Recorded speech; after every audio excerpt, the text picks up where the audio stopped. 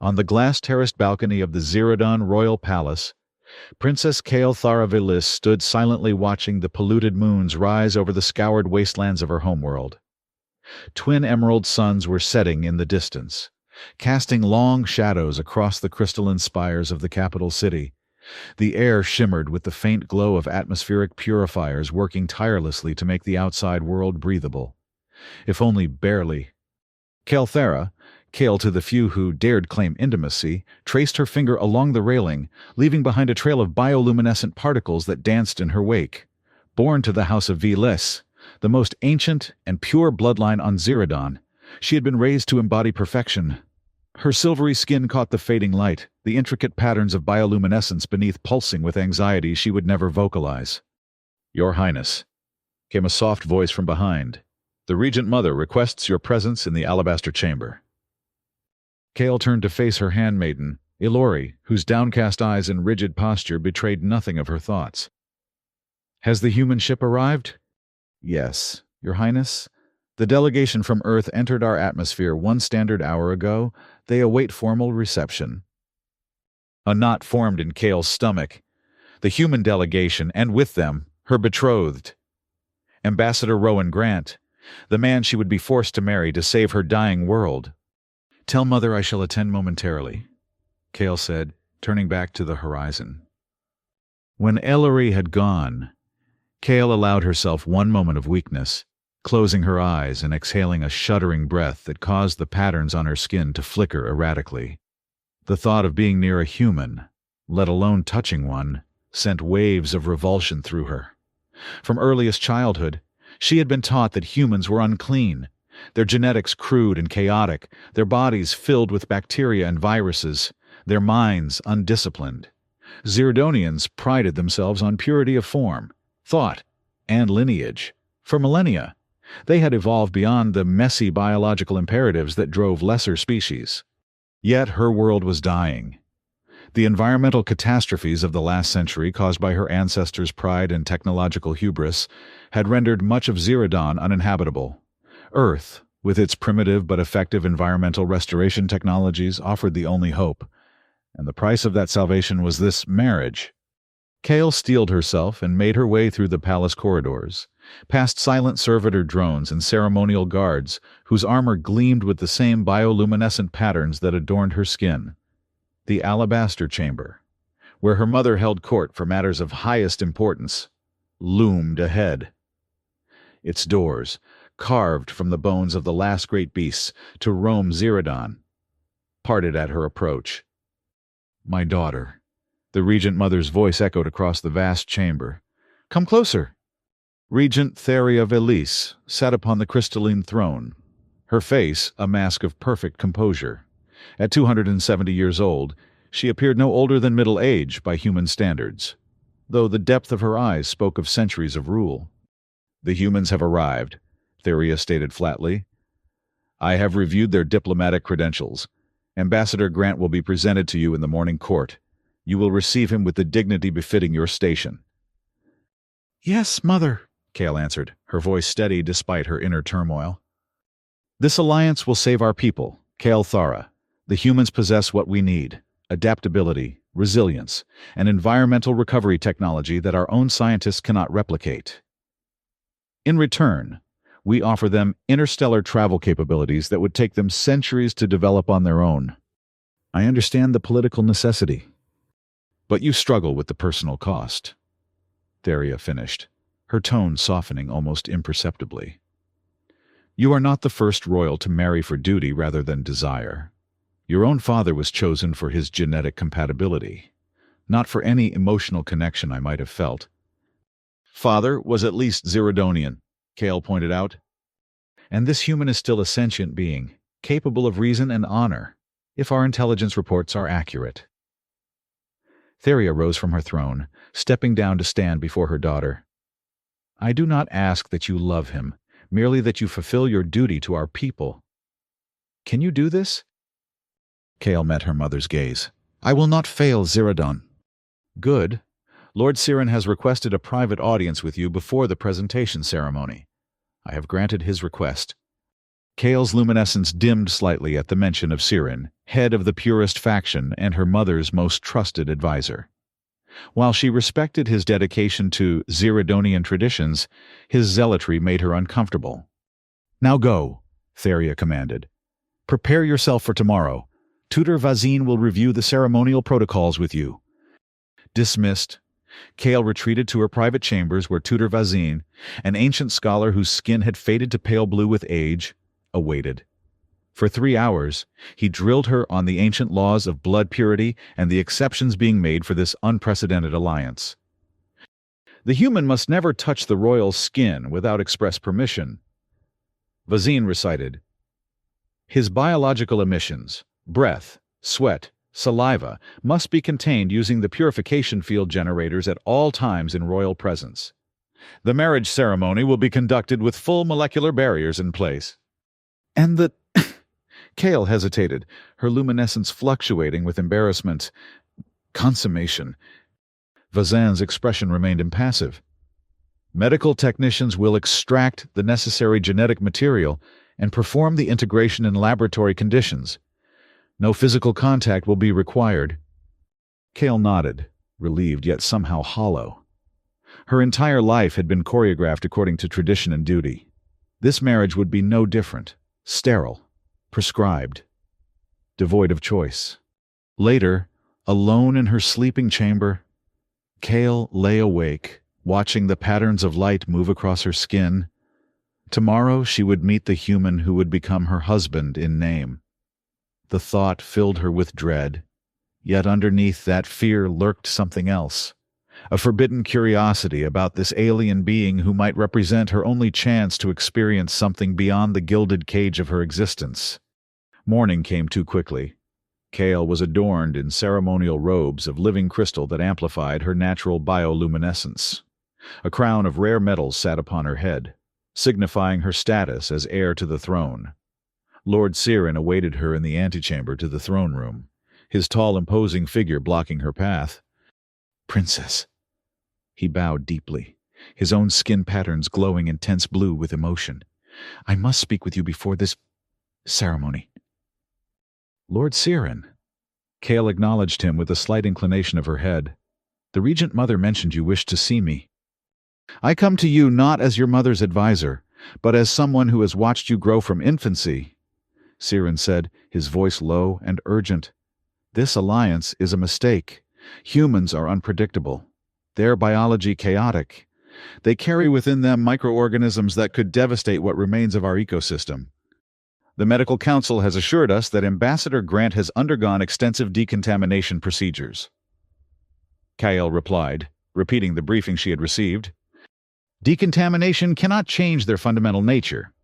Siren insisted, "Princess, there are other solutions we could pursue. The deep space exploration vessels could find another compatible world." "In how many centuries, Lord Siren?" Kale interrupted. "The atmospheric degradation accelerates daily. The last projections give us less than 30 years before our people must retreat to the sealed enclaves permanently." Siren stepped closer, his luminescence pulsing with intensity. "Then let us retreat. Better to preserve our purity in isolation than dilute it with human chaos." "That decision is not mine to make," Kale said firmly. "The Regent Mother has decreed this alliance shall proceed." "And what of your desires, Princess? Does your heart not revolt at the thought of binding yourself to this creature?" Kale's patterns flashed with momentary anger. "My desires are irrelevant. I serve Zirodon, as do you." She moved past him toward the throne room doors. "Now, if you will excuse me, I must not keep the court waiting." Siren bowed again. But as Kale passed, she saw his luminescence darken to a deep indigo, a color of resolve and warning. The throne room fell silent as Kale entered and took her place on the smaller throne beside her mother. Hundreds of noble Zirodonians lined the crystalline hall, their skin patterns subdued to show respect in the royal presence. Kale kept her gaze forward, her posture perfect, betraying none of the anxiety coursing through her. "Announce the Earth delegation," the Regent Mother commanded. The grand doors at the far end of the hall swung open. A procession of humans entered. led by an older female in what appeared to be a formal uniform adorned with medals and insignia. Behind her walked several aides and security personnel, and then him. Ambassador Rowan Grant was not what Cale had expected.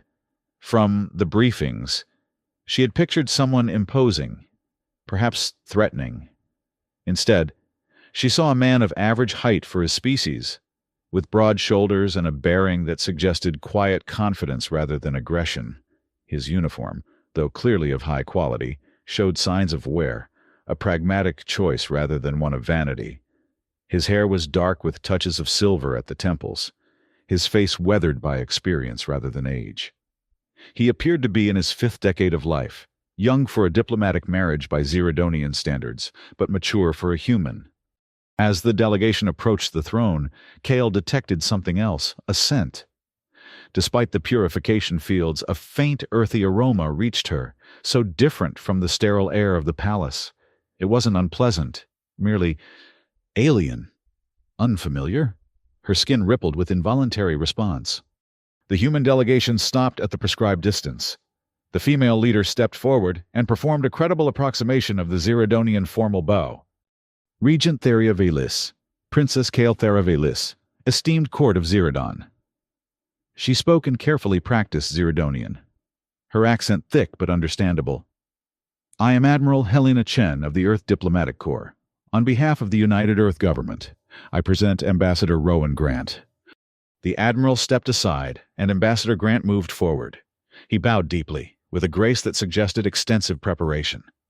Your Majesties, he said, his voice deeper than Cale had imagined, with a resonance that seemed to touch something within her. I am honored to stand before you and to represent Earth in this historic alliance. The Regent Mother inclined her head slightly.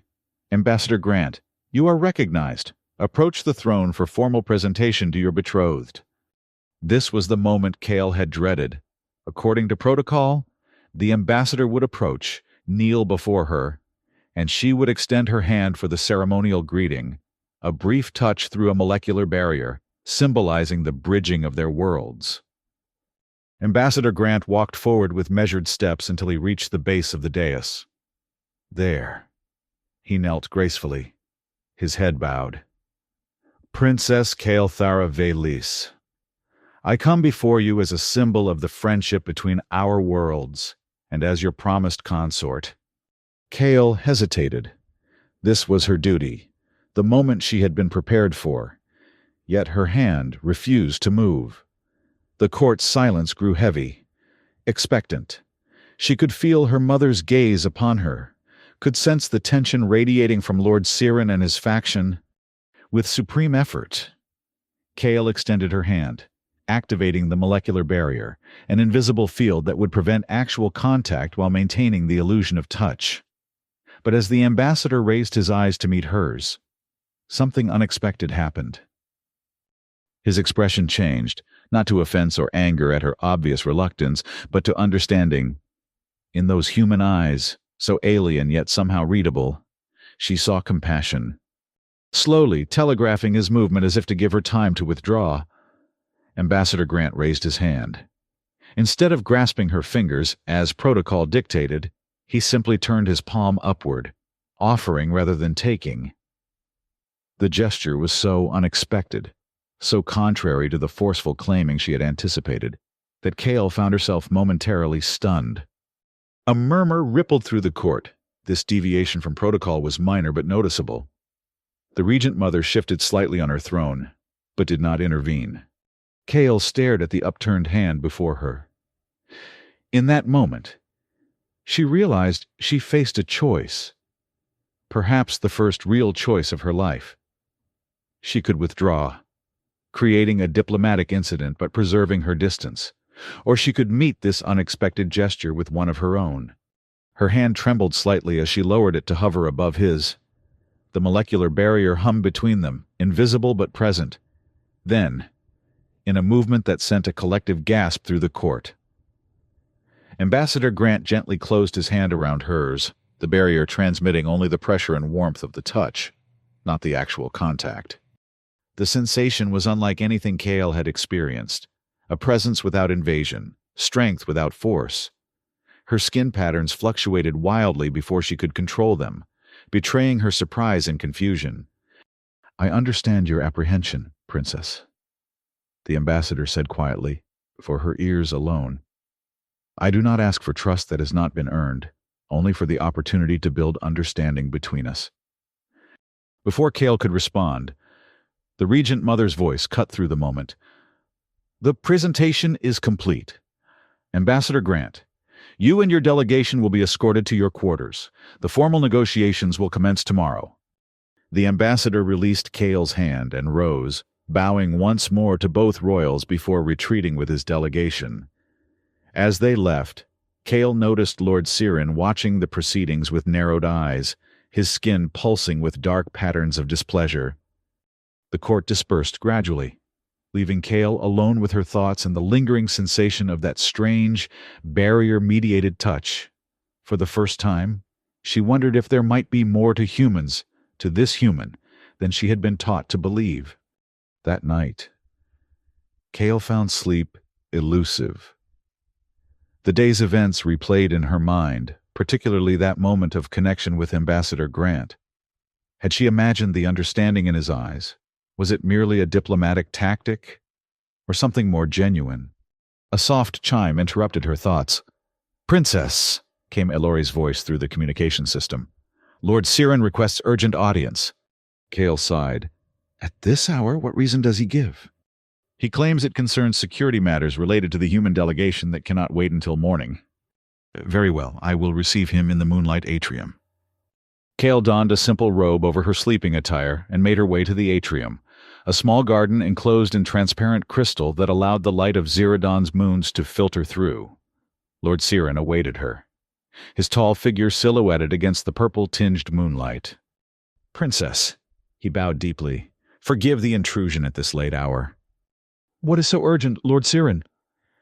"I have received disturbing intelligence from our security monitors." Sirin's luminescence pulsed with agitation. "The human, Grant, has been communicating with unknown parties outside the diplomatic channels. Our systems intercepted encrypted transmissions from his personal quarters." "That is hardly surprising," Kale replied. "He represents Earth's interests. Naturally, he reports to his superiors. These communications used frequencies and encryption that violate our security protocols." Sirin insisted. "Princess, I believe he may be a threat, at minimum.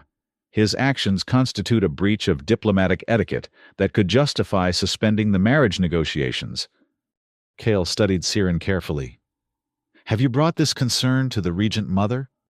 "I thought it best to consult with you first," Sirin said smoothly, "as the directly affected party." "I see." Kale turned away, gazing up at the moons. "And what would you have me do with this information?" "Request a formal investigation. As your betrothed, the ambassador's behavior reflects upon you. You have the right to demand accountability." Kale considered his words.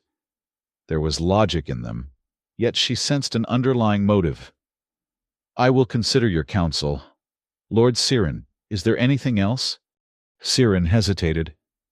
"Princess, there are those among the court who were disturbed by today's presentation ceremony. The human's deviation from protocol, his presumption in taking your hand rather than receiving it as tradition demands. Some see it as an omen." "An omen of what?" "That this alliance will result not in our salvation, but in the dilution of all we hold sacred." Sirin moved closer, his voice dropping to a whisper. "It is not too late to reconsider. I could arrange for evidence to be discovered, proof of human duplicity that would give the regent cause to dissolve the betrothal without diplomatic incident." Kale turned to face him, her luminescence brightening with barely controlled anger. "You suggest deception, Lord Sirin, against an envoy under our protection?" "I suggest protecting our way of life," he countered. "Our blood has remained pure for 10,000 years. Would you be the one to end that legacy?" "I would be the one to ensure our people survive to continue any legacy at all." Kale replied sharply. "This audience is concluded. Lord Sirin, I will reflect on what you have shared regarding the ambassador's communications, but I will not entertain talk of fabricated evidence." Siren bowed stiffly. As you wish, Princess, but remember, once our bloodline is compromised, there is no returning to purity. He departed, leaving Kale alone with her troubled thoughts.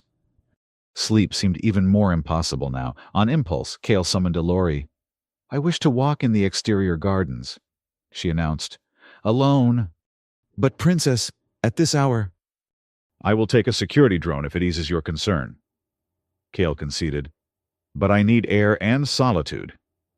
The palace gardens were one of the few outdoor spaces on Ziradan still maintained in something approaching their original splendor. Though, even here, the plants were genetically modified to survive the degraded atmosphere. Kale walked along illuminated paths, breathing deeply of the filtered air, trying to clear her mind. She rounded a corner and stopped abruptly. Ahead, a figure stood by the reflecting pool, a human figure. Ambassador Grant turned at the sound of her approach, surprise evident on his face. Princess. He bowed quickly. I apologize for the intrusion. I was told these gardens were open to the diplomatic delegation. They are, Kale replied, frozen in indecision. Protocol demanded she withdraw or summon attendants. A royal should never be alone with an outsider, especially a human. Yet curiosity held her in place. Could you not sleep, Ambassador? A small smile touched his lips. I find that new worlds often bring new rhythms. My body has not yet adjusted to Ziradan's longer day cycle. He gestured to the night sky. Besides, the view of your moons is spectacular from here. Kale glanced upward. The larger moon, Vex, hung low and swollen, its surface mottled with the purple haze of pollution, while the smaller, Lyra, was higher and clearer. They were more beautiful once, she said softly. Before the cataclysm. The environmental collapse? Your historians shared some records with us during the preliminary negotiations. A simplified account, I'm sure? Kale found herself moving closer, though still maintaining a proper distance. Our ancestors believed they could perfect nature through technology.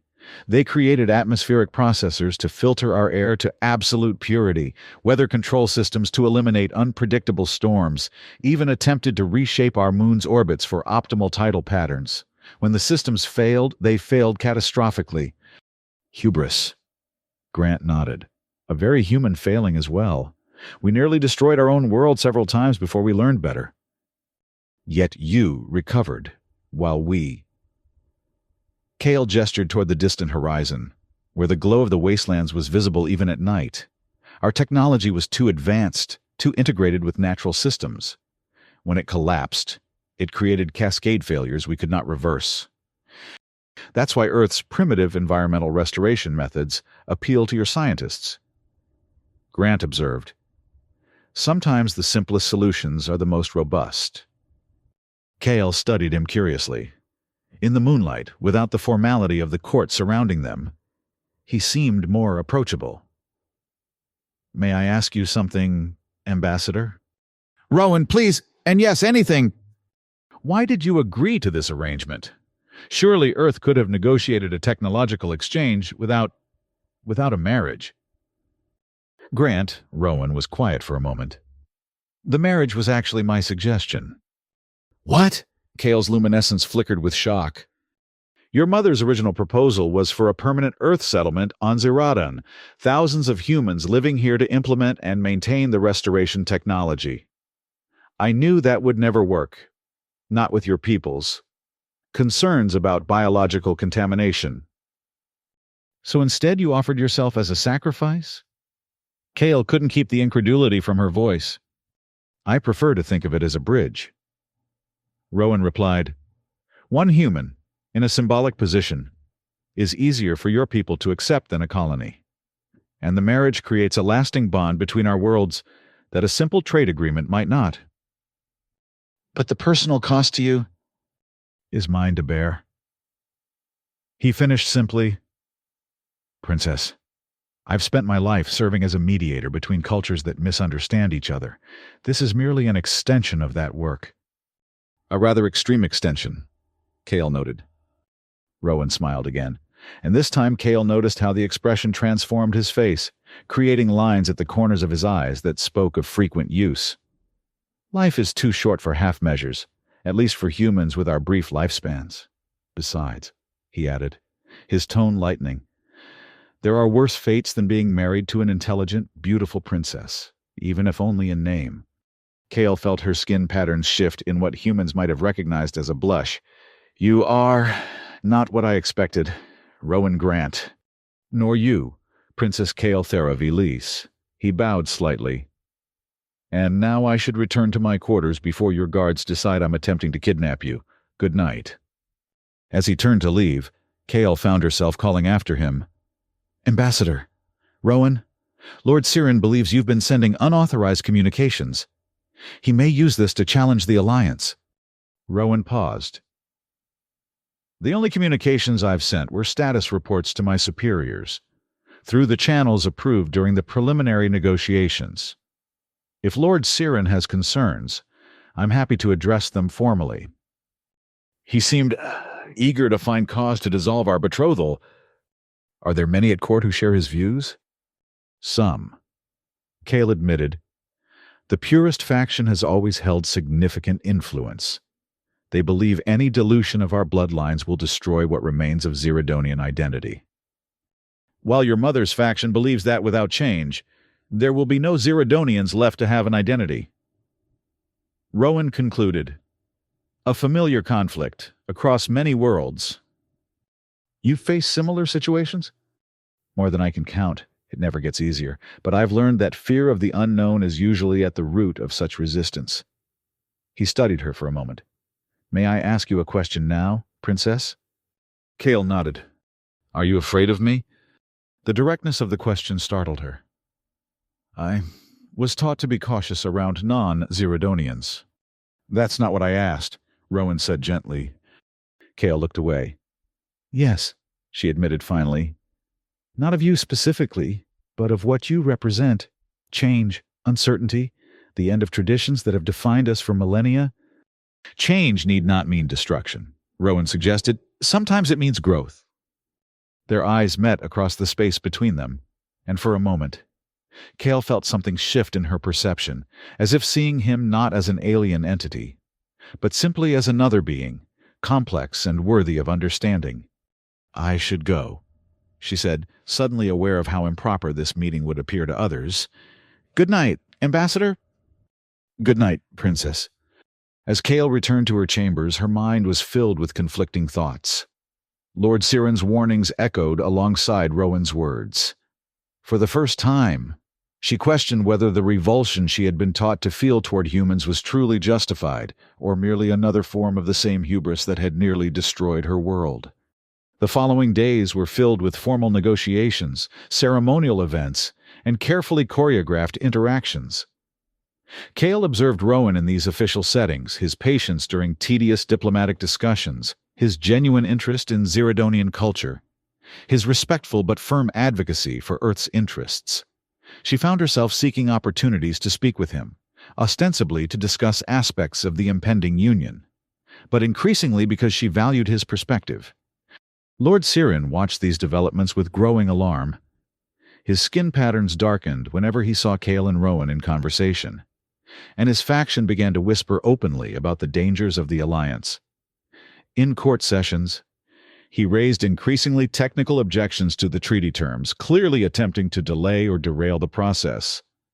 One evening, after a particularly contentious negotiation session, Cale received an urgent message from Mallory. Princess, you must come quickly. Ambassador Grant has been summoned to the Purity Tribunal. What? By whose authority? Cale demanded, already moving toward the door. Lord Siren discovered evidence that the ambassador brought forbidden biological material onto Ziradan. Ilori explained, hurrying to keep pace. Living Earth organisms. Impossible! The decontamination protocols. The evidence was found in his personal quarters. Seeds, Princess Earth plant seeds, hidden in a secret compartment in his belongings. Cale's mind raced. The possession of unprocessed biological material from other worlds was among the highest crimes on Ziradan, punishable by immediate expulsion or worse. Yet it made no sense. Rowan was too intelligent, too careful to risk everything on such a violation. "Where is the Regent Mother?" Kale asked as they hurried through the palace corridors. "Attending to a crisis in the southern enclave. Communications are disrupted by atmospheric storms. Lord Siren, as senior counselor, has convened an emergency tribunal in her absence." Of course he had. With the regent absent, Siren could control the proceedings entirely. Kale quickened her pace, her luminescence pulsing with urgency. The Purity Tribunal was held in an ancient chamber deep within the palace, its walls lined with sterilization fields so powerful they made the air shimmer. At the center stood Rowan, surrounded by royal guards, his expression grave but composed. Lord Siren presided from a raised platform, flanked by members of his faction. "What is the meaning of this?" Kale demanded, striding into the chamber with all the authority of her royal blood. Lord Siren rose, bowing perfunctorily. "Princess, this matter does not require your presence. The evidence is clear. The human has violated our most sacred laws." "I will judge that for myself," Kale replied coldly. "Show me this evidence." A guard stepped forward, presenting a sealed containment field within which several small objects were suspended, plant seeds, unmistakably of Earth origin. These were discovered concealed within a false compartment in the ambassador's personal effects, Siren explained. "Unprocessed, unsterilized biological material from Earth, brought in deliberate violation of our quarantine laws." Kale turned to Rowan. "Ambassador, what explanation do you offer?" "None, because I have no knowledge of these items." Rowan answered calmly. "I submitted all my belongings for decontamination upon arrival, as required. I brought no biological materials of any kind." "A convenient denial." Siren scoffed. "Yet the evidence was found in your quarters, hidden from scanning devices." "Evidence that could have been planted," Kale suggested, fixing Siren with a steady gaze. A murmur ran through the assembled tribunal members. Siren's luminescence flashed with indignation. "You accuse a royal counselor of fabricating evidence.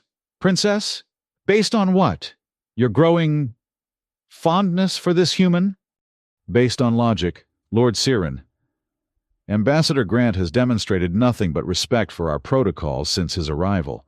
He has too much diplomatic experience to risk the alliance on such a meaningless violation. What purpose would bringing these seeds serve?" "Perhaps to begin the biological contamination of our world," Siren suggested darkly. "A prelude to the larger invasion their kind has planned."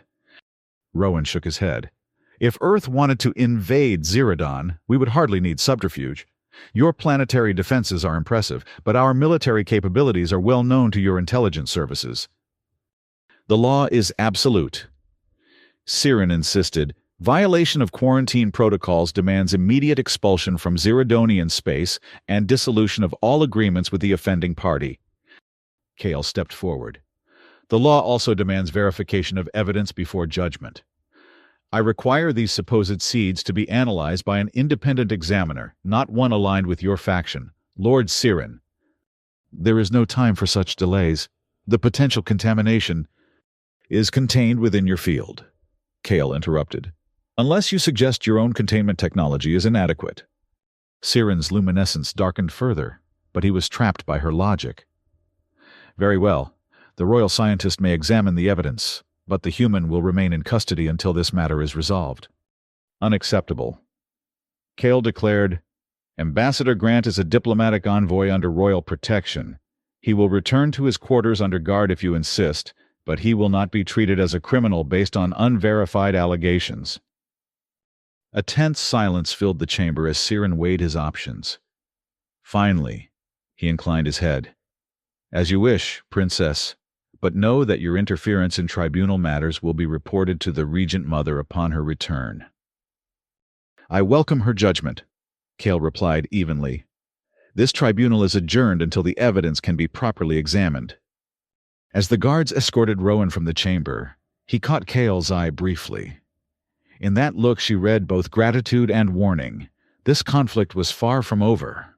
Later, in a secured communication chamber, Kale received the royal scientist's preliminary report.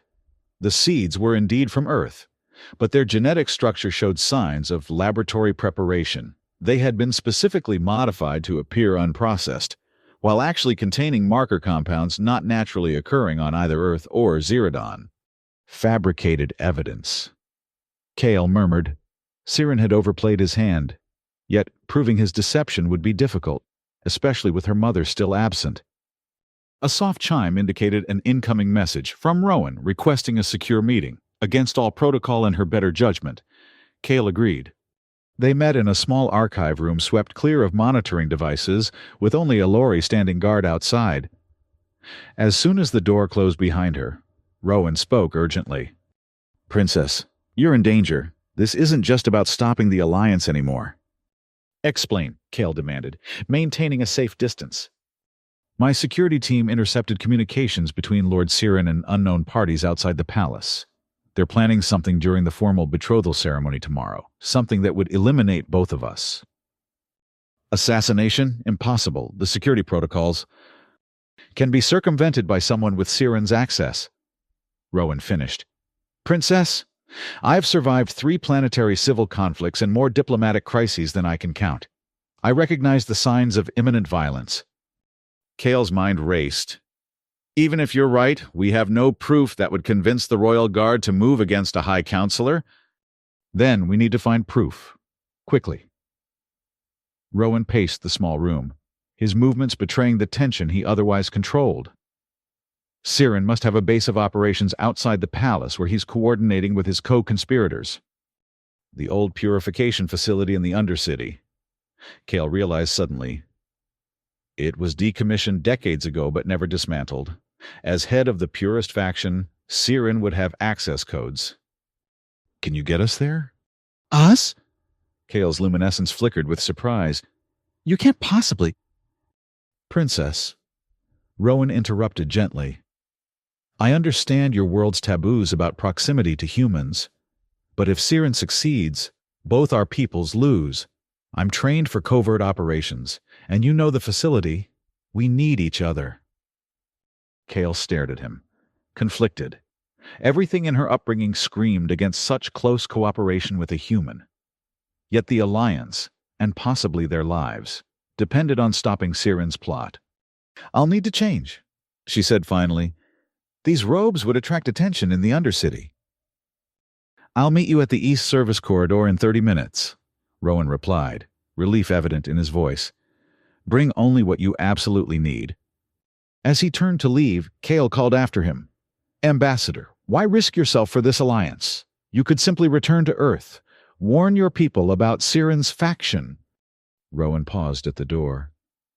"Because I believe in what we're trying to build here, and because I've come to care about what happens to you and your people." The simple honesty in his voice left Kale momentarily speechless. 30 minutes later, dressed in the plain coveralls of a maintenance technician, with her luminescence dimmed to minimum visibility, Kale met Rowan at the designated location. He had similarly disguised himself in borrowed Zerodonian worker attire, though nothing could hide his unmistakably human features. "The Undercity accesses through the old transit tubes," Kale explained as they moved through service passages, rarely used by the palace elite. Most of them were sealed after the cataclysm, but maintenance crews still use some sections. "Will we encounter others?" Rowan asked, following close behind. "Unlikely at this hour. The night shift focuses on the palace's upper levels." She paused at a security door, pressing her palm to the scanner. Despite her disguise, her royal biometrics granted access anywhere within Zerodonian territory, a fact she had never needed to exploit until now. The door slid open to reveal a dimly lit tunnel stretching downward at a steep angle. "The transit tube," Kale explained. "It uses residual power for basic lighting, but the gravity assists are disabled. The descent will be challenging." "Lead the way," Rowan said simply. They made their way down the tube, which grew increasingly dilapidated as they descended. The sleek materials of the palace gave way to utilitarian metal and composite surfaces, many showing signs of corrosion and neglect. The air grew thicker, less processed, with hints of chemical odors that had been filtered out of the palace's atmosphere for centuries. How much farther? Rowan asked after nearly an hour of difficult climbing over collapsed sections and navigating around failed infrastructure. We're nearly at the undercity level. Kale replied, trying to mask her own fatigue. The purification facility is in the old civic center, about 2 kilometers from where this tube emerges. And once we're there, what exactly are we looking for? Evidence of Siren's conspiracy, communications equipment, weapons, anything that proves he's planning to disrupt the ceremony tomorrow. Kale hesitated. Though I'm not certain how we'll get such evidence back to those with authority to act on it. One problem at a time, Rowan suggested. First, let's confirm your suspicions about the facility. They reached the exit point of the transit tube, finding themselves in what had once been a bustling transportation hub. Now it stood abandoned, its grand architecture crumbling, illuminated only by the faint bioluminescent fungi that had colonized the walls. This way, Kale whispered, leading them through the ruins. Stay close, the undercity predators are mostly scavengers, but they can be aggressive if threatened. Predators? Rowan raised an eyebrow. You neglected to mention that detail. Would it have changed your decision to come? No, he admitted with a slight smile, but I might have borrowed a weapon from my security team. They moved cautiously through the deserted streets of the Undercity, once a thriving extension of the capital, now a ghostly reminder of Zirodon's fall from technological grace. Occasionally, they heard skittering movements in the shadows or saw the gleam of eyes watching them from collapsed buildings, but nothing approached. The purification facility loomed ahead, its massive dome still intact, despite the decades of abandonment. Unlike the surrounding structures, it showed signs of recent activity. Power indicators glowed faintly around its sealed entrance, and the corrosion had been cleared from the access panels. Someone's definitely using this place, Rowan observed quietly. Can you get us inside? Kale studied the security panel. My biometrics should override any locks, but it will leave a record of our entry. By the time anyone checks those records, it will be too late if we don't act, Rowan pointed out. Nodding, Kale pressed her palm to the scanner. After a tense moment, the massive door began to slide open with a groaning sound that echoed through the empty streets. Quickly, she urged, slipping inside with Rowan close behind. The interior of the facility was cavernous, its ceiling lost in shadows above. Enormous machinery, purifiers, molecular filters, atmospheric processors, stood silent and dark.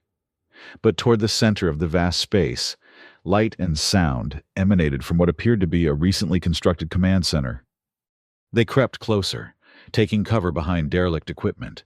Voices became audible, one unmistakably Siren's, the others unknown. The molecular disruptor is calibrated for human DNA.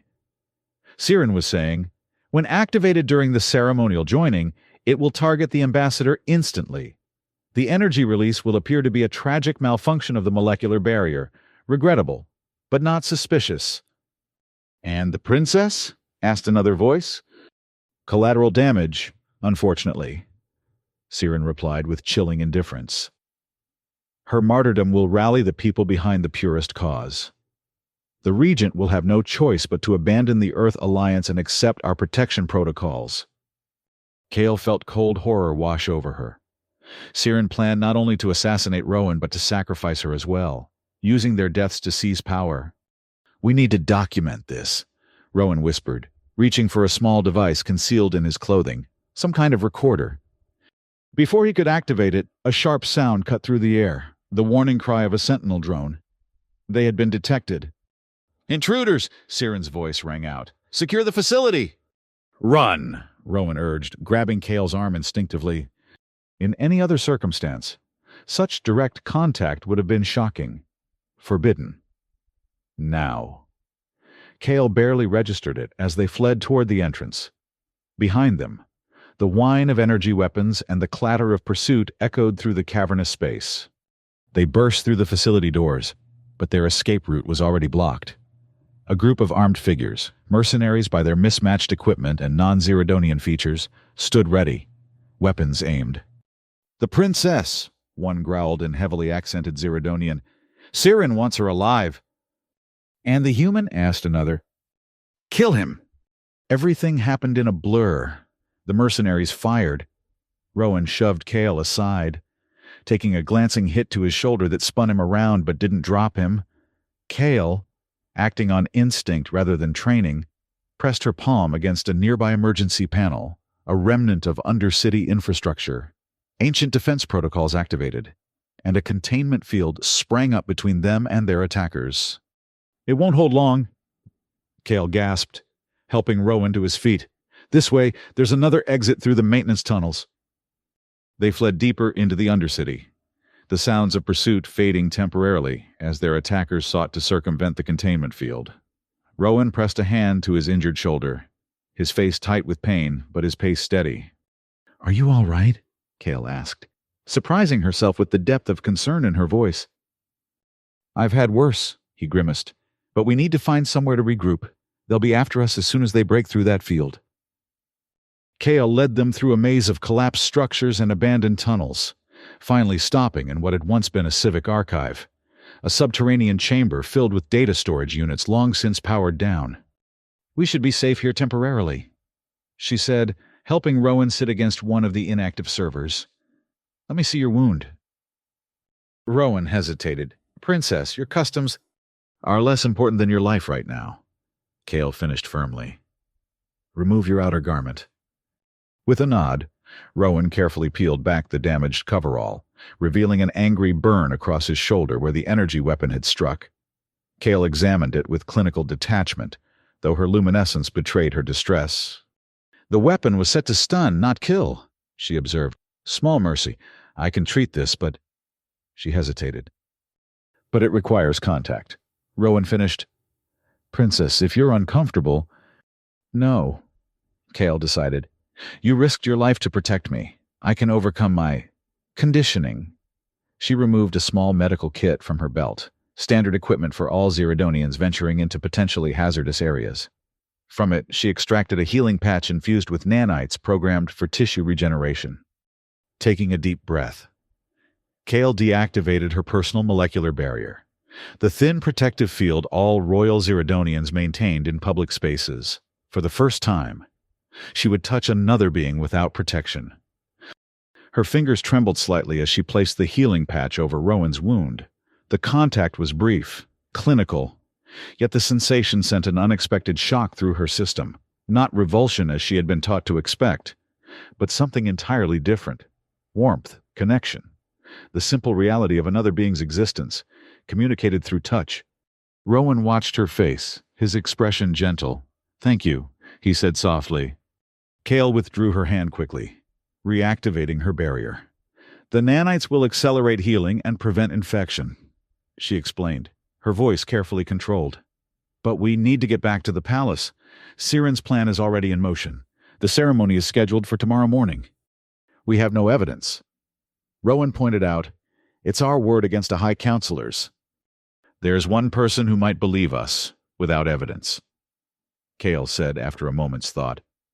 My former combat instructor, Captain Liren. He never trusted Siren, and he commands a unit of the Royal Guard loyal to my mother, not the Council. Can we reach him without being detected by Siren's people? Possibly through the high-gravity defense corridors. They're rarely used because the gravity intensifiers make passage physically demanding, but they connect directly to the Royal Guard headquarters. Rowan nodded, rising to his feet with a wince. Then that's our route. Can you guide us there? Yes, but the corridors are dangerous. The gravity fluctuations can cause disorientation, even unconsciousness if you're not prepared.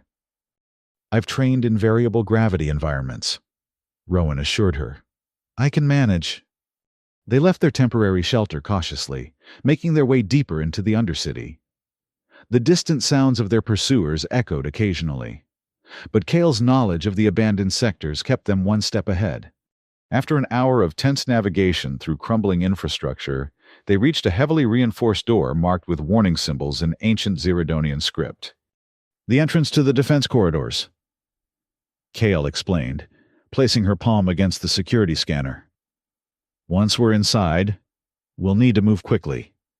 The gravity intensifiers cycle at irregular intervals, a security measure to prevent unauthorized use. The massive door slid open with a hiss of pressurized air, revealing a stark corridor lined with glowing panels. Rowan could feel the difference immediately, a heaviness that made each step an effort. The gravity here is approximately 3 times Zerodon standard. Kale explained, her own movements careful but practiced. It will fluctuate without warning. Stay close to the walls where there are handholds. They began the arduous journey through the corridor, each step requiring conscious effort. Rowan's injured shoulder throbbed with the increased strain, but he kept pace with Kale, refusing to show weakness. Suddenly, the gravity shifted, doubling in intensity without warning. Kale, prepared for the change, grabbed a wall handhold. Rowan, caught mid-step, stumbled and fell to one knee, the crushing weight threatening to pin him to the floor. Without hesitation, Kale reached for him, her slender hand closing around his wrist. Despite her smaller stature, the Zerodonian physiology was adapted to the variable gravity conditions. With surprising strength, she pulled him to the wall where he could brace himself. "Hold here," she instructed, guiding his hand to a recessed grip. "The cycle should ease in approximately 20 seconds. Rowan nodded, unable to speak as the pressure compressed his chest. True to Kale's prediction, the gravity gradually returned to its previous level, allowing him to breathe normally again. "Thank you," he managed, still gripping the handhold tightly. "We need to move during the low cycles." Kale explained, "When you feel the gravity reduce, we run to the next section before it intensifies again." They developed a rhythm: wait for the gravity to ease, sprint forward to the next set of handholds, brace for the crushing increase, recover, and repeat. Progress was slow and exhausting, but steadier than Rowan had expected. During one of the waiting periods, as they stood braced against the wall, Kale spoke softly. "No human has ever traversed these corridors before." "I'm honored to be the first," Rowan replied with a strained smile, "though I wouldn't recommend it as a tourist attraction."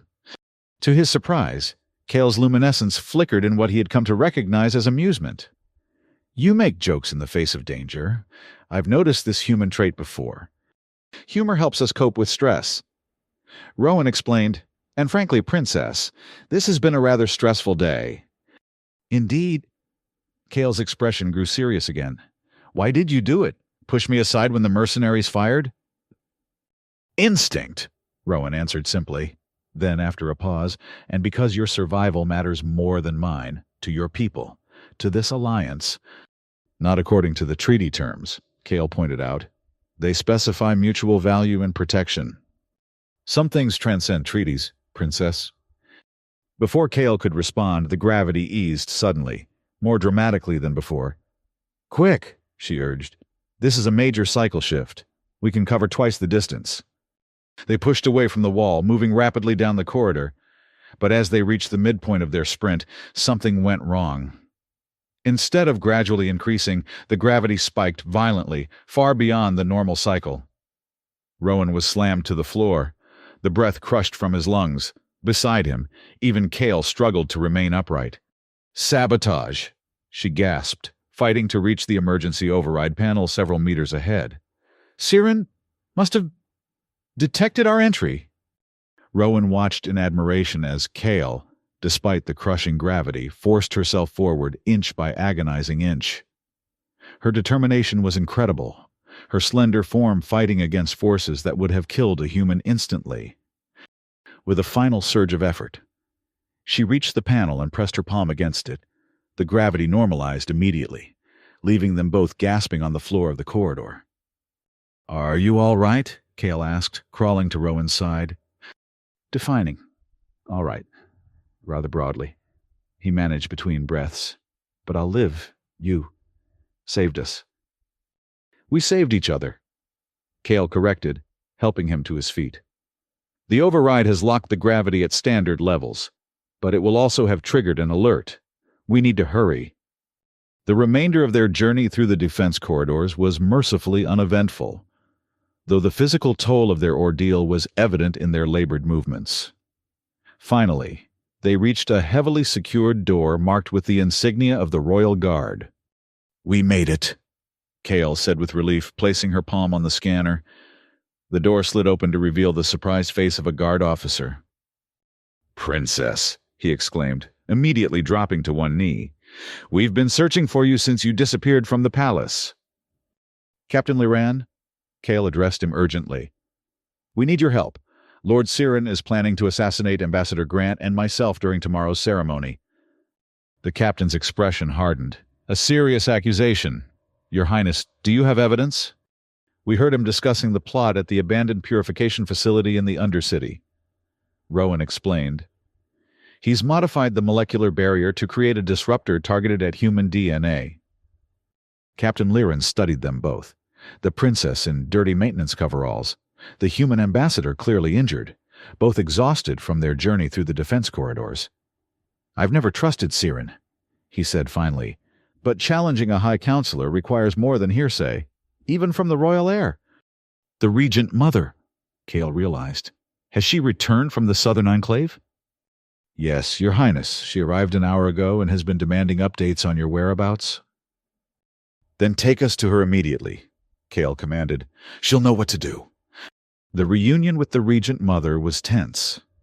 In her private chambers, Theria listened silently as Kale and Rowan recounted their discovery of Siren's plot and their harrowing escape. When they finished, she remained quiet for a long moment, her luminescence pulsing with controlled emotion. "You have no tangible evidence," she observed finally. "Only what you claim to have overheard." "Mother, you know Siren has always opposed the alliance." Kale argued, "His faction has been gathering strength for months." "I am aware of the political landscape," Theria replied coolly. "But accusations of treason and attempted regicide require proof. Kale Thara. Without it, moving against a high counselor would create civil unrest at a time when our people can least afford it." "Then what do you suggest?" Kale asked, frustration evident in her voice. "Simply proceed with the ceremony and hope Siren's assassins fail?" "No," the regent said, rising from her seat. "We will set a trap. The ceremony will continue as planned, but with modifications known only to us.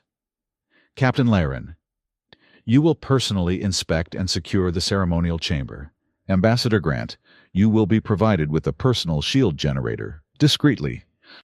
"And the molecular barrier?" Rowan asked. "If Siren has indeed modified it to target human DNA, it will be replaced with a redundant system under my direct control," Theria assured him. "No one, not even Siren, will know of the substitution until it's too late." Kale studied her mother with newfound respect. The regent had always been a shrewd politician, but her quick adaptation to this crisis revealed depths of strategic thinking Kale had not fully appreciated before. "What role would you have me play?" Kale asked. "The most difficult one. My daughter," Theria replied solemnly. "You must pretend to know nothing of this plot. You must face Siren in court tomorrow with perfect composure, giving him no reason to suspect his plan has been discovered." "I understand." Kale nodded, though her luminescence betrayed her anxiety. "Ambassador." The regent turned to Rowan. "You have shown extraordinary courage and loyalty to our alliance. Few would risk themselves as you have done, especially after learning of a plot against their life." "My commitment is to peace between our worlds," Rowan replied simply, "and to the promise I made when I accepted this mission." "Very well," Theria concluded. "You will both be escorted to your quarters to rest and prepare. Speak of this to no one. Tomorrow, we will end this threat once and for all." Dawn broke over the royal palace with deceptive serenity. The ceremonial chamber, a vast hall of crystal and living metal at the heart of the palace, was prepared for the formal betrothal, the penultimate step before the actual marriage ceremony that would seal the alliance between Earth and Ziradan. Kale stood in her preparation chamber, attendants adjusting her ceremonial robes, living crystal that shifted and flowed with her movements, amplifying her natural luminescence to a brilliant glow. Her mind was focused on the task ahead, to face Siren with no indication of her knowledge, to proceed with the ceremony as if ignorant of the danger. "The final touches, Your Highness," Ilori said, placing the royal diadem upon Kale's head, the ancient crown, forged from metals found only in Ziradan's core, completed her transformation from person to symbol of state. Thank you, Ilori. Kale replied, studying her reflection in the polished surface of the wall. She barely recognized herself beneath the formal regalia, exactly the point of such ceremonies. To subsume the individual beneath the weight of tradition and duty. A soft chime indicated a visitor. Captain Liran entered, bowing deeply. "Princess, all preparations are complete. The ambassador awaits in his chamber. The regent mother asks if you are ready to proceed." I am. Kale answered with a calm she did not entirely feel. "Has there been any sign of Lord Siren's awareness?" "None, Your Highness. He continues to oversee the ceremonial arrangements as if all proceeds according to his plan. The countermeasures are in place." Kale nodded. Then let us begin. The ceremonial hall was filled to capacity. Noble Ziradonians, Earth diplomats, and representatives from allied worlds all gathered to witness the historic union. Kale entered from the southern door, her procession moving with stately grace along the crystal pathway. From the northern entrance, Rowan's delegation approached, led by Admiral Chen. Kale kept her gaze forward, but her peripheral vision sought out Lord Siren. He stood with the High Council on a raised platform to the east, his posture rigid, his luminescence controlled to project dignity and solemnity. If he harbored thoughts of assassination, his bearing gave no indication. The regent mother awaited them at the center of the hall, seated upon a mobile version of the crystalline throne. As tradition demanded, Kale and Rowan stopped 3 paces from her, bowing in unison. People of Ziradan and honored guests from Earth. The regent's voice carried effortlessly through the vast space. "We gather to witness the formal betrothal of Princess Kale Theravelis to Ambassador Rowan Grant of Earth, a union that symbolizes the new bond between our worlds." The ritual proceeded according to ancient protocols, with recitations of lineage, abbreviated in Rowan's case, to the amusement of the Earth delegation, declarations of intent, and the exchange of symbolic gifts.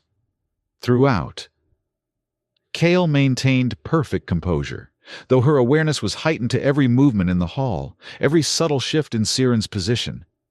Finally, they reached the crucial moment, the ceremonial joining of hands that would activate the molecular barrier between them, creating a shared energy field that symbolized their coming union while maintaining the required physical separation. "Approach the Unity Dais," the regent commanded. Kale and Rowan stepped onto the raised platform at the center of the hall. Above them, the molecular barrier generators hummed to life, the original ones, apparently untampered with. Had Siren's sabotage been discovered and corrected without anyone telling her? Or was this part of her mother's trap?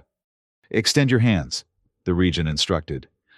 Kale raised her hand, palm upward as tradition dictated.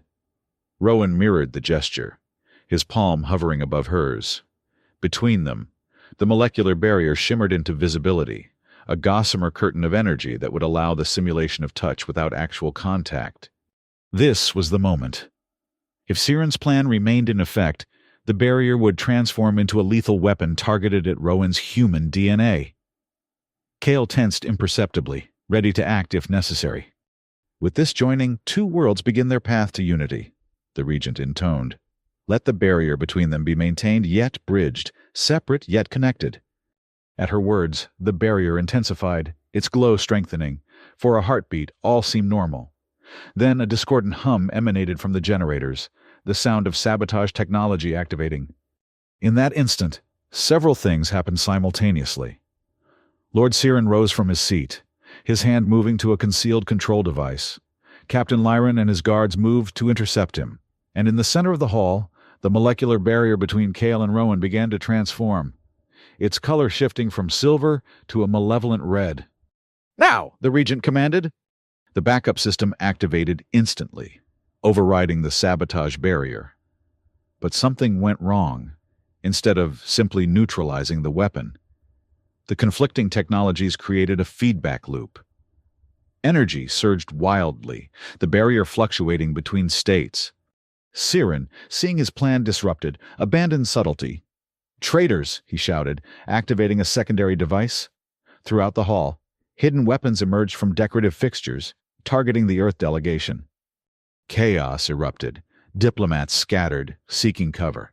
Royal guards engaged with Siren's hidden agents. At the center of it all, Kale and Rowan remained on the Unity dais, trapped as the malfunctioning barrier expanded around them, creating a dangerous energy field that prevented escape. The systems are fighting each other, Kale realized, watching the energy patterns shift erratically. If they destabilize completely, the explosion would take out half the palace. Rowan finished grimly. Can you override it? Not from inside, Kale said, studying the fluctuating energies. But there might be another way. The barriers are tuned to our specific biometrics. That's how Siren's weapon was designed to target you. If we could somehow synchronize our bioenergetic signatures, creating harmony instead of conflict. Rowan nodded, understanding immediately. Like tuning instruments to the same frequency. Exactly, Kale confirmed. But it would require actual contact, Rowan concluded, without the barrier between us. Their eyes met across the unstable energy field, a moment of perfect understanding passing between them. This was far beyond diplomatic protocol or cultural taboos. This was survival, for themselves and everyone in the hall. The ancient harmonics, Kale said suddenly. The palace was built with sonic architecture that responds to specific frequencies. If we combine your human voice with my bioluminescent harmonics? Without further hesitation, Rowan began to sing, a deep, resonant earth melody that seemed to vibrate the very air around them. Kale closed her eyes, focusing her energy into her luminescence. The patterns on her skin began to pulse in rhythm with his voice, creating visual harmonics that interacted with the sonic waves. Around them, the malfunctioning barrier responded, its chaotic fluctuations gradually synchronizing with their combined effort. The dangerous red energy slowly shifted toward purple, then blue. It's working, Kale breathed, her luminescence brightening with hope. But we need more power to completely neutralize it. In the most radical breach of Zerodonian protocol imaginable. Kale stepped forward, directly into the now weakened barrier. Rowan, understanding her intent, did the same. As they moved toward each other, the energy parted around them like water, drawn to their harmonizing signatures.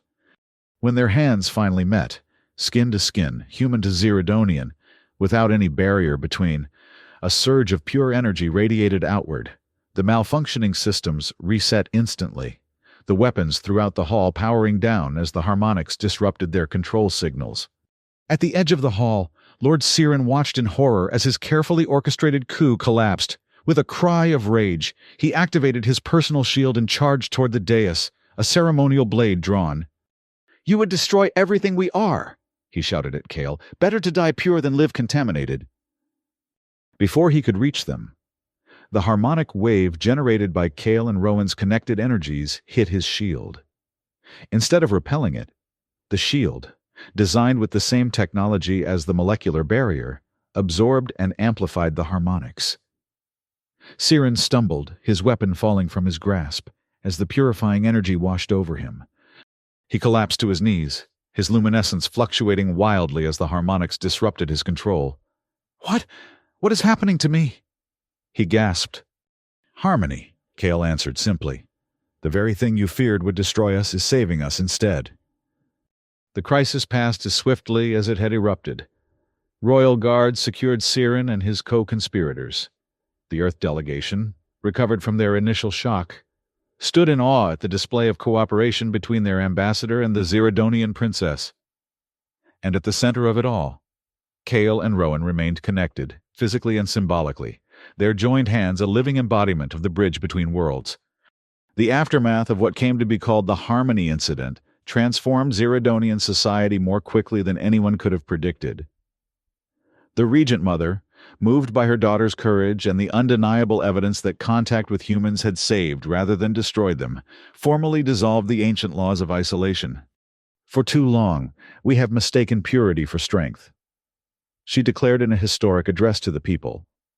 "True strength lies in diversity, in the harmonious blending of different perspectives and abilities."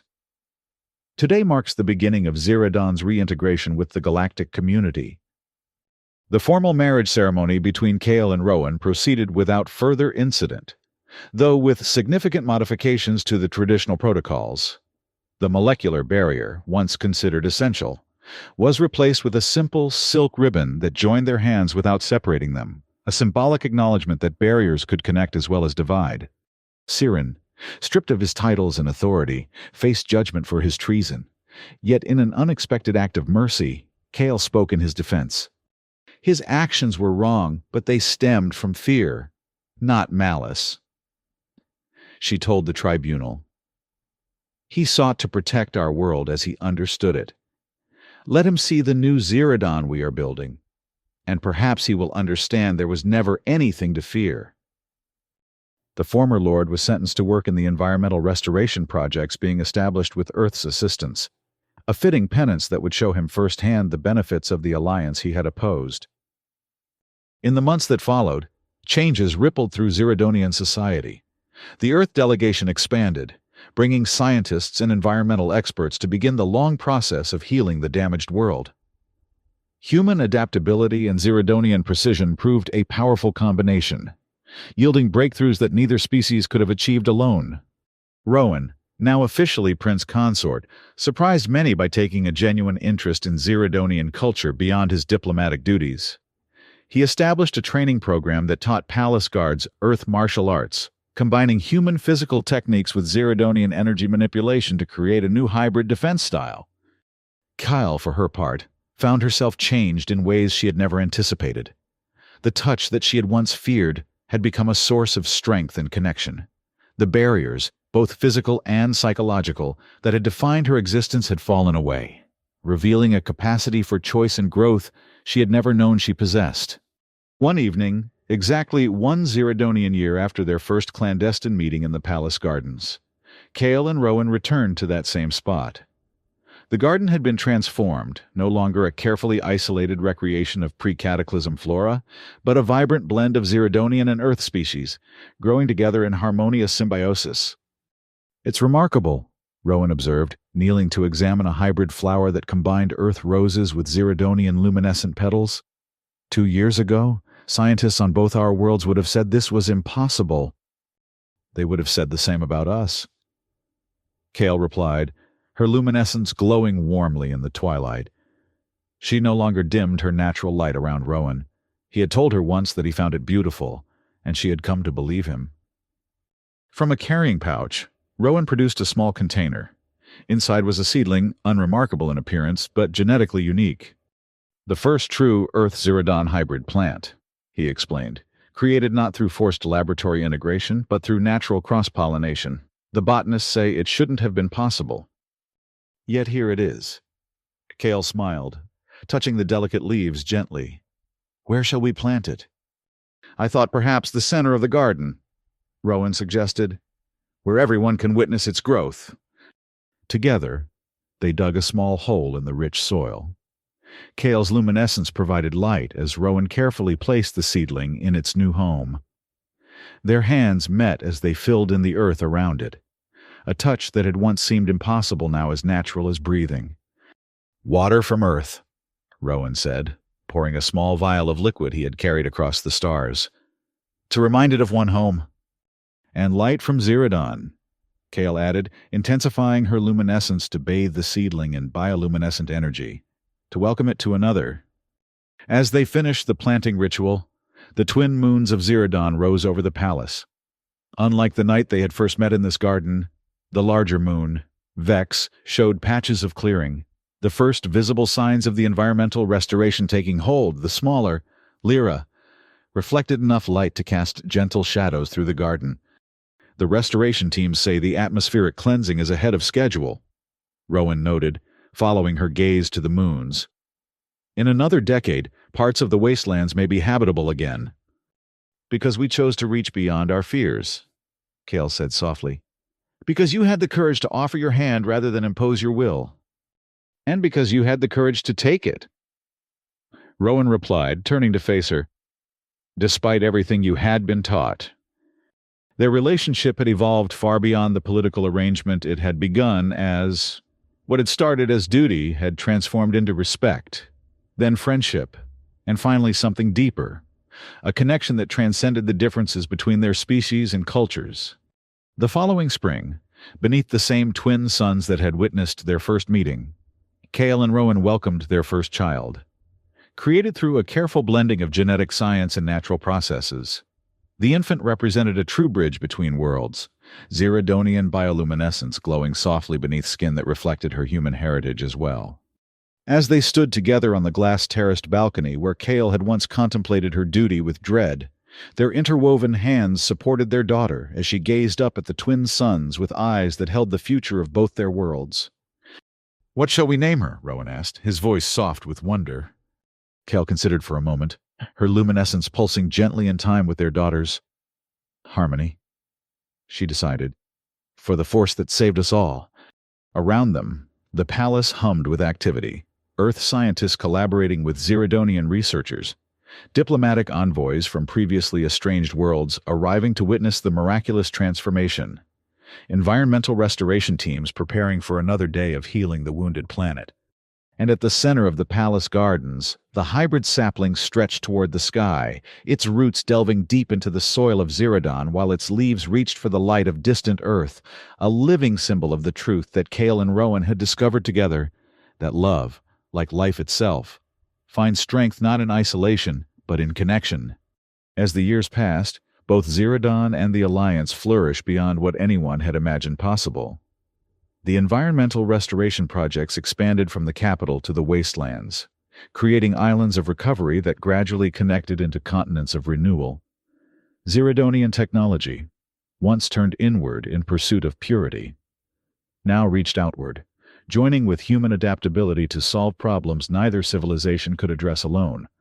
Harmony grew into a child who embodied the best of both worlds, possessing the disciplined intellect of her Xeridonian heritage and the creative resilience of her human ancestry. Her unique biology became a source of scientific breakthroughs, as researchers studied how her hybrid physiology had naturally resolved incompatibilities that had once seemed insurmountable. More importantly, she became a symbol to both planets, living proof that difference could create strength rather than weakness. Rowan, whose original diplomatic assignment had been planned as temporary, chose to remain permanently on Xeridon. His perspective as both insider and outsider proved invaluable as the planet navigated its reintegration with galactic society. Earth appointed a new ambassador, but Rowan's role transcended formal diplomacy. He had become part of Xeridon's future. Cale found herself transformed as well. The princess who had once feared contamination now led expeditions into the recovering wastelands, her royal presence inspiring confidence among colonists returning to lands their ancestors had abandoned generations ago. Her relationship with Rowan deepened through shared purpose as much as personal connection, their partnership a daily exercise in bridge building. Even Lord Siren found redemption in the new world they were creating. Initially resistant, working in the restoration projects had gradually opened his eyes. The day he voluntarily removed his personal barrier to directly handle Earth seedlings marked a turning point that rippled through conservative Xeridonian society. When he approached Cale and Rowan to apologize, awkwardly but sincerely, they welcomed his changed perspective without resentment. "I was so certain our purity was our strength," Siren admitted during that difficult conversation. "I couldn't see that isolation had become our prison." "Understanding is never too late," Rowan replied, offering his hand in the human gesture of reconciliation. After a moment's hesitation, Siren took it without a barrier between them. The 5th anniversary of the Harmony incident brought delegates from across the galaxy to witness Xeridon's transformation. The Grand Reception Hall, once a showcase of sterile perfection, now featured living sculptures combining species from multiple worlds. Earth's delegation included not just diplomats but scientists, artists, and ordinary citizens participating in exchange programs.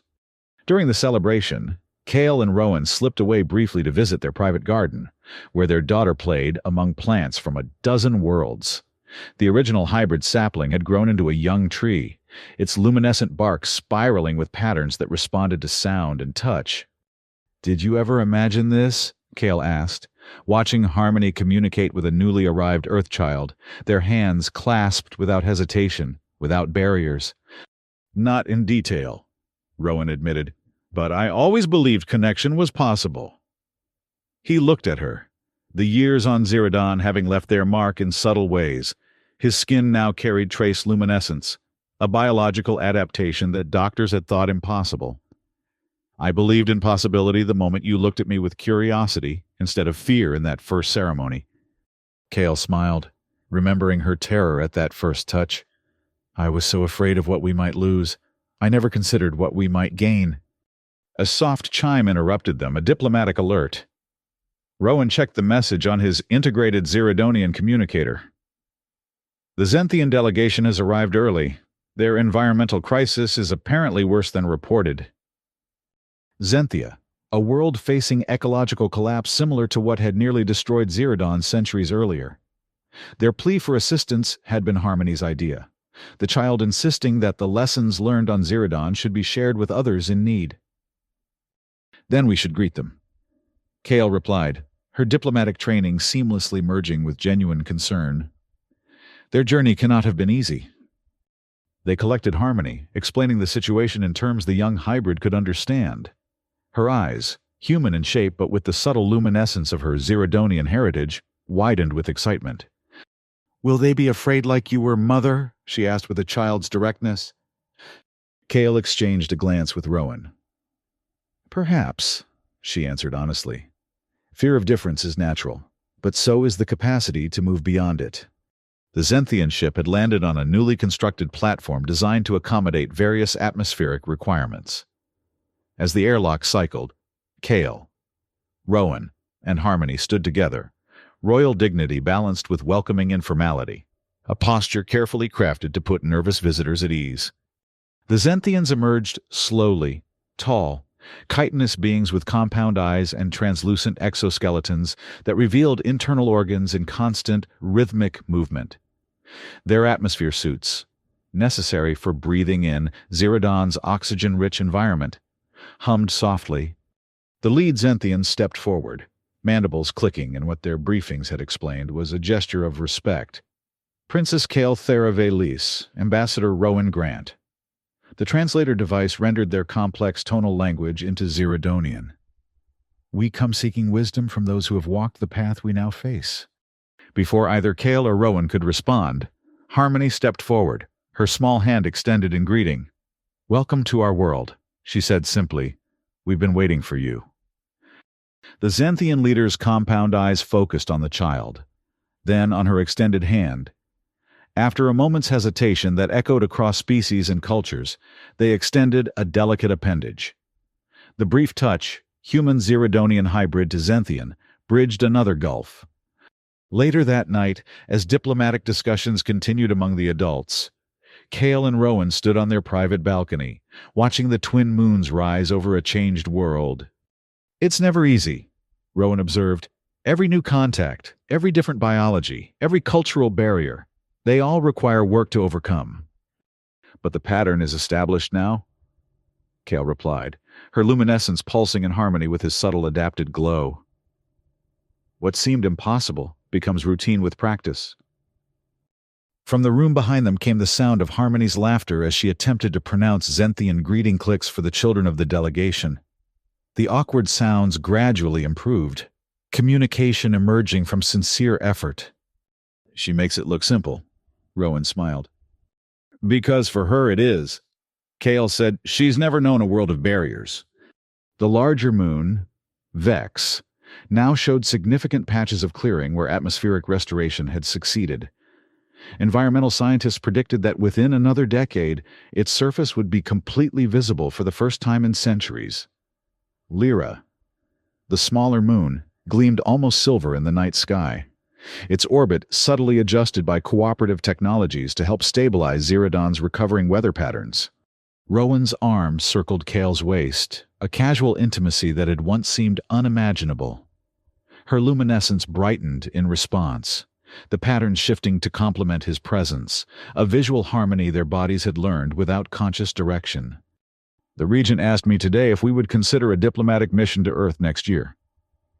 Kale mentioned, "She thinks Harmony should see your homeworld." "How do you feel about that?" Rowan asked, knowing that despite all the changes, Kale had never left Ziradan.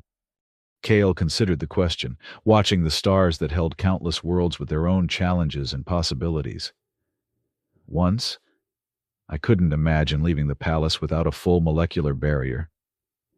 Now, I find myself curious about the world that produced you.